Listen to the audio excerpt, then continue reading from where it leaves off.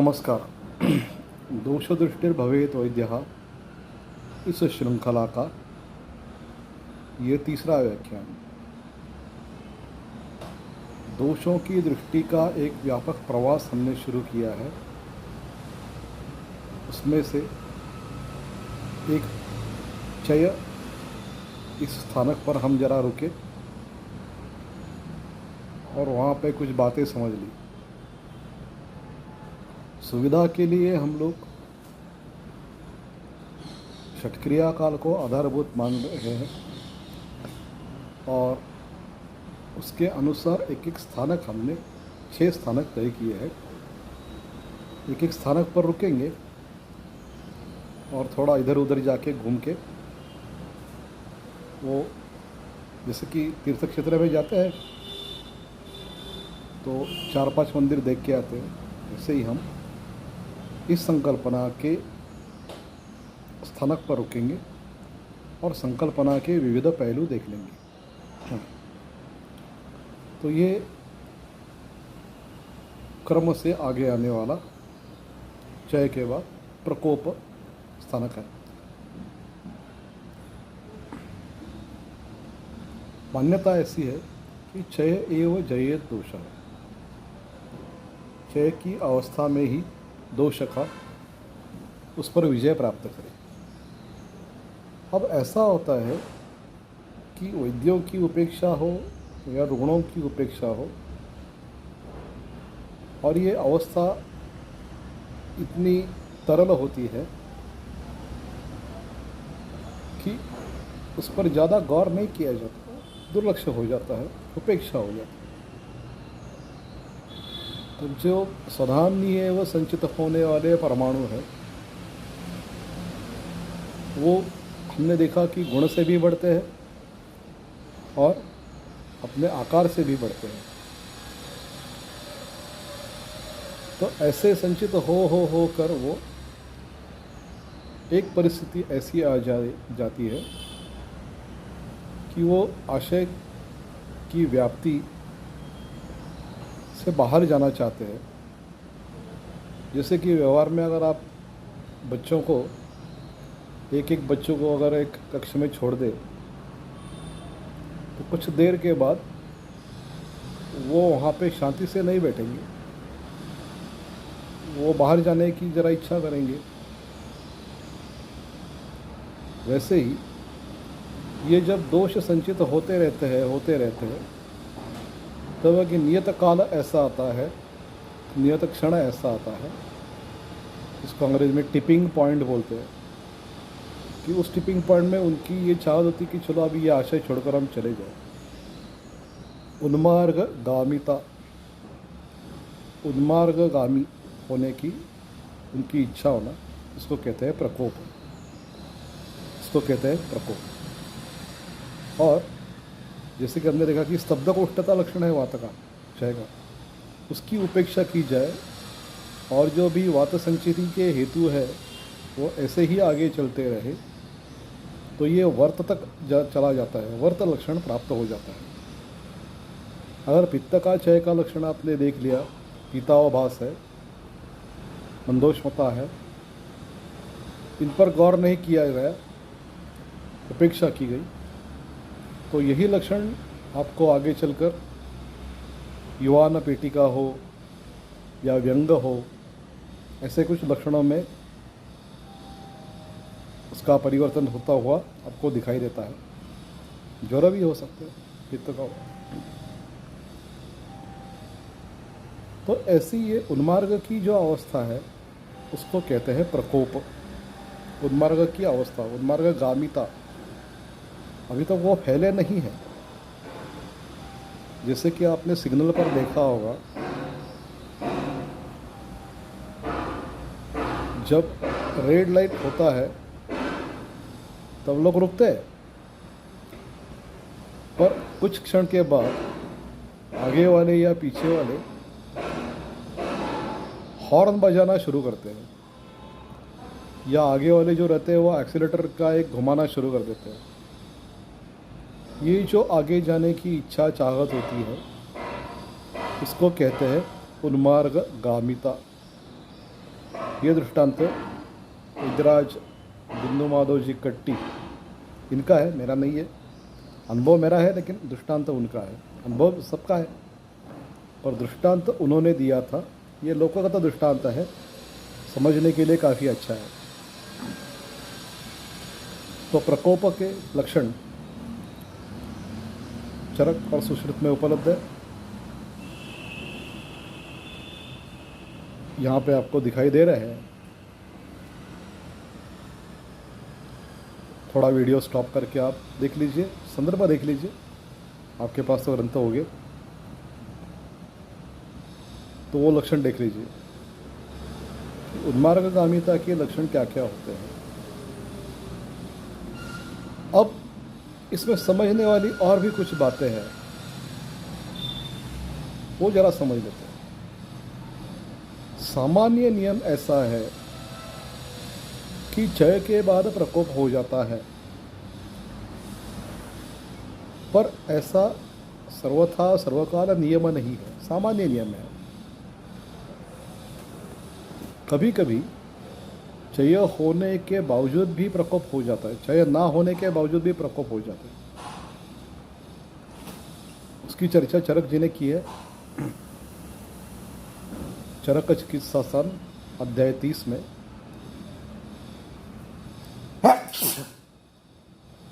क्षम्यताम अध्याय 30 में 329 श्लोक में श्लोक है वो, काठिन्याद ऊन भावाद्वा दोषो अंतः कुपितो महान, सब वो श्लोक है। चरक चिकित्सा 30/329।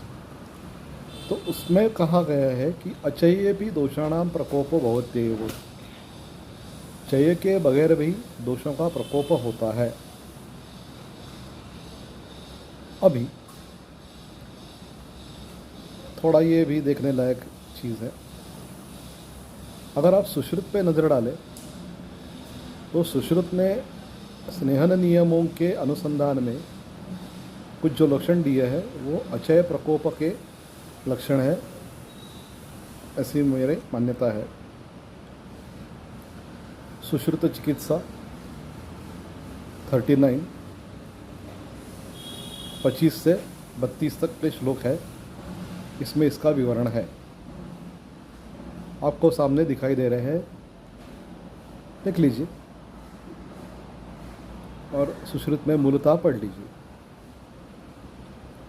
तो अब क्षय के बाद होने वाला प्रकोप और बिना क्षय के होने वाला प्रकोप, ऐसे क्षय प्रकोप के दो स्तर हमें पता चले, क्षय पूर्वक प्रकोप और अक्षय पूर्वक प्रकोप, ऐसे दो स्तर हमें दिखाई दिए।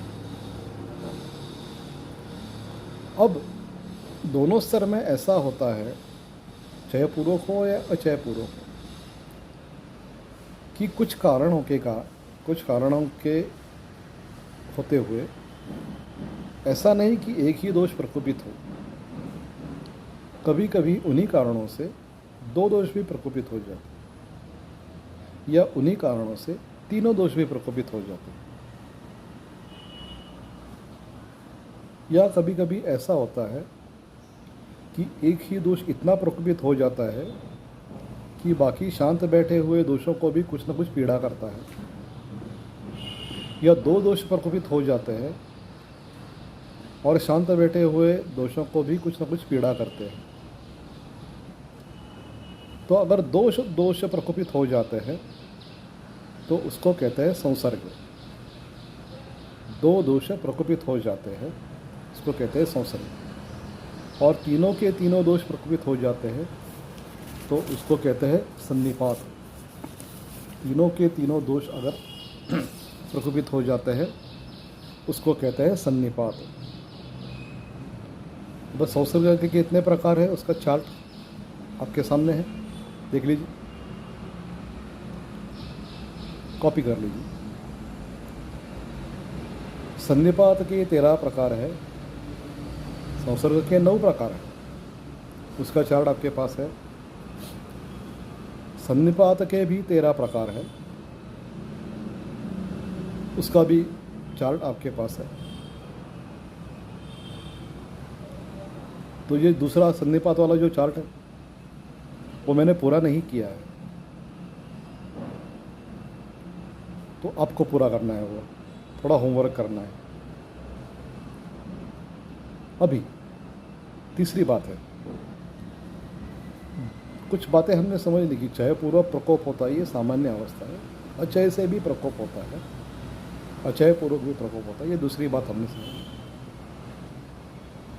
अब तीसरी बात हमने समझ ली कि कुछ कारणों से दो दोष भी प्रकोपित हो सकते हैं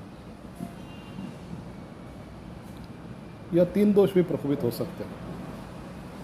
अभी उसमें यह भी शक्यता आती है कि एक दोष का क्षयपूर्वक प्रकोप और बाकी किसी का अक्षयपूर्वक प्रकोप, ऐसे भी हो सकता है। तो ये भी समझने की बात है। इसके लिए कारणों का प्रवास कैसे हुआ है ये समझ लेना बिल्कुल ज़रूरी होता है। अभी तीसरी बात करते हैं। तीसरी बात यह है कि कुछ कारणों के चलते हुए कभी कभी जैसे एक या दो दोष बढ़ते हैं या तीन दोष भी बढ़ते हैं, वैसा ही परिणाम कुछ ऐसा होता है कि एक या दो दोष क्षीण भी हो जाते हैं। अब ये ज़रा समझ लेने की बात है। जैसे कि ग्रंथों में देखिए, अनशन खाया नहीं, क्या होगा? वात बढ़ेगा, पित्त बढ़ेगा। ग्रंथकार ये स्पष्ट करते हैं कि अगर आपने खाया नहीं तो आपका खाने का परिणमन होकर जो किट्ट बनता है वो बनेगा नहीं, और वो ना बनने के कारण अच्छा वात भी नहीं बनेगा। अनशनात् किट्टा भाव, और किट्टा भाव होने के कारण वात नहीं बनेगा, अच्छा बनाया गया नहीं, तो इसको कहते हैं अनुत्पाद रूप क्षय, कि वात बढ़ा ही नहीं, जितना होना चाहिए उत्पन्न होना हुआ ही नहीं, इसको बोलते हैं अनुत्पाद रूप क्षय। तो कुछ कारणों के चलते हुए ऐसी नौबत आ जाती है कि दोष एक बढ़ता है, दो बढ़ते हैं, तीन भी बढ़ते हैं। एक बढ़ा तो दूसरे को बिगाड़ लेता है, दो बढ़े तो तीसरे को बिगाड़ लेता है, ऐसा भी हो सकता है, जिसको हम संसर्ग या सन्निपात कहते हैं। कभी कभी ऐसी नौबत आ जाती है जैसे कि अनशन, पित्त भी बढ़ सकता है और वात उत्पादन ही हुआ, ये कोई क्षय का कारण हो सकता है, या साक्षात क्षय भी हो सकता है। आपको एक उदाहरण बताता हूँ, लेकिन ये संकल्पना समझ लीजिए। प्रकोप में ऐसा होता है कि संसर्ग और सन्निपात के प्रकार हमने देखे, जो प्रायः प्रकोप के यानी कि बढ़ने की वृद्धि स्वरूप प्रकोप बताते हैं। लेकिन इसमें और भी एक नौबत आ जाती है कि एक या दो दोष बढ़ जाए और एक या दो दोष कम करे। ये थोड़ी समझने की बात है, इसलिए मैं थोड़ा आपको होमवर्क देता हूँ, थोड़ा समझा भी देता हूँ। ये कोई रॉकेट साइंस नहीं है। मेरे गुरुजी थे परात्पर गुरुजी वैद्य अण्णा करमरकर जी, या मेरे गुरुजी वैद्य रमेश श्री नानल, या उनके बंधु वैद्य विलास श्री नानल, नहीं रहे अभी, लेकिन वो जब हमें क्लिनिक में पढ़ाते थे ताराचंद हॉस्पिटल में, तब ऐसी अवस्था दिखाते थे। तो ये कोई रॉकेट साइंस नहीं है। आपको अभ्यास, शीलनम सतत क्रिया, ये दृष्टि आपको निरंतर रखनी पड़ेगी, तो ये आपको भी दिखाई पड़ेगा। ये ऐसी बात नहीं कि किसी बहुत बड़े विद्वान की बात, ये बिल्कुल रॉकेट साइंस नहीं है। सिर्फ देखते रहने की ज़रूरत है, निरंतर देखने रहने की ज़रूरत है, ना कि चलो आज समझ लिया बहुत हो गया। नहीं, ये व्याख्यान सुनने के बाद आप कुछ काम करो। पेशेंट देखते हैं तो ये देखने की कोशिश करो, जब पेशेंट देखते हैं तो चरक पढ़ो, चरक पढ़ते हैं तो पेशेंट को सामने रखो, तो ऐसे ये दृष्टि हो जाती है। अब आपकी ये जो मैं बोल रहा हूँ क्षय प्रकोप, ये यानी वृद्धि रूपी प्रकोप, और कभी कभी क्षय भी हो जाता है। ऐसा भी प्रकोप हो सकता है कि एक दोष बढ़ गया, दूसरा दोष बढ़ गया, लेकिन एक श्रेणी हो गया। तो ये ज़रा समझ लेते हैं। उसके लिए मैं आपको एक उदाहरण देता हूँ। ये चार्ट आपके सामने रखा है, तो इसमें देख लीजिए आप। स्पोर्ट्स मेडिसिन मेरे एक थोड़ा अध्ययन का विषय है, और आपके लिए उसके दृष्टांत देना आप समझ सकते हैं, इसलिए उसी का दृष्टांत दे रहा हूँ। तो रनिंग इवेंट्स होते हैं, दौड़ने के कुछ इवेंट्स होते हैं। तो अगर उनकी हम दोष विकल्पना करें, दौड़ने के कारण होने वाला दोषों की क्षय, प्रकोप या ऐसी अवस्था का थोड़ा एक अध्ययन करें,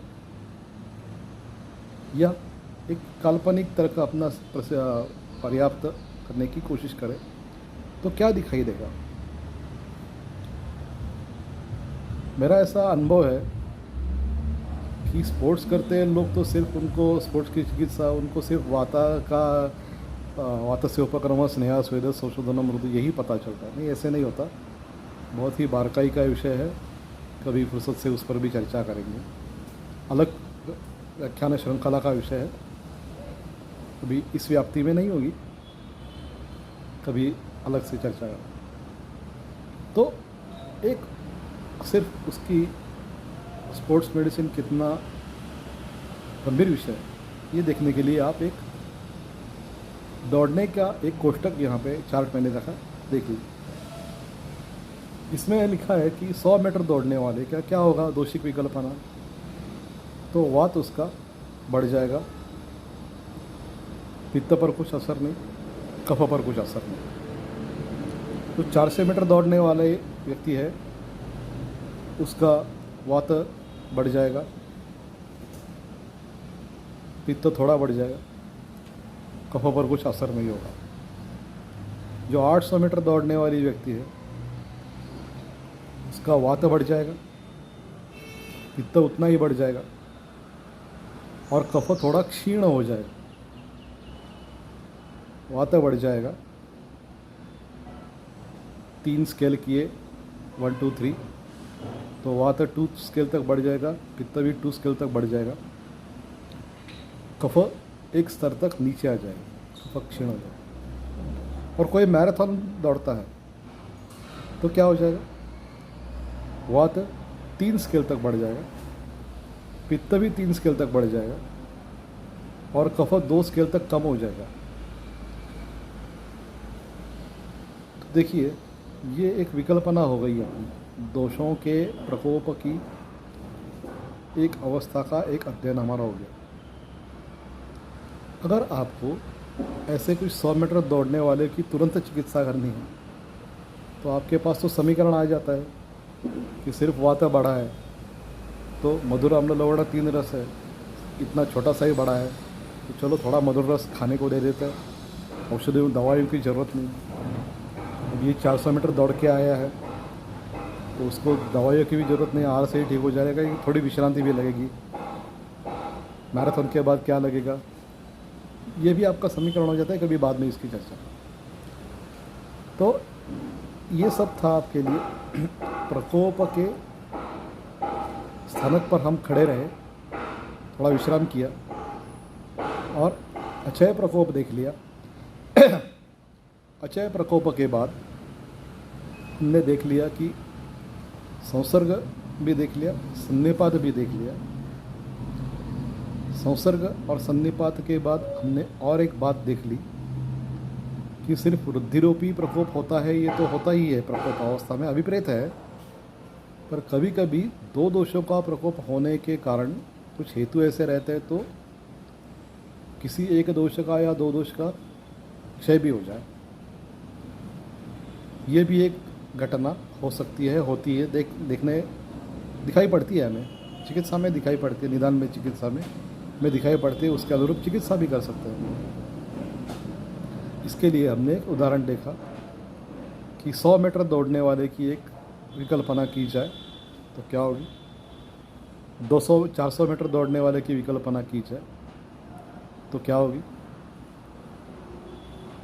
ये तर्क है आपके लिए, आप देख भी सकते हैं, लेकिन आपकी दृष्टि और तर्क पद्धति तैयार हो, इसलिए मैंने ये एक थोड़ा सा छोटा सा उदाहरण दिया है। तो आज के लिए इतना काफ़ी है। बाकी व्याख्यानों की सूचना आपके पास आने के लिए ज़रूर ये चैनल सब्सक्राइब कीजिए, अपने दोस्तों को भी बताइए। तो आज के लिए धन्यवाद।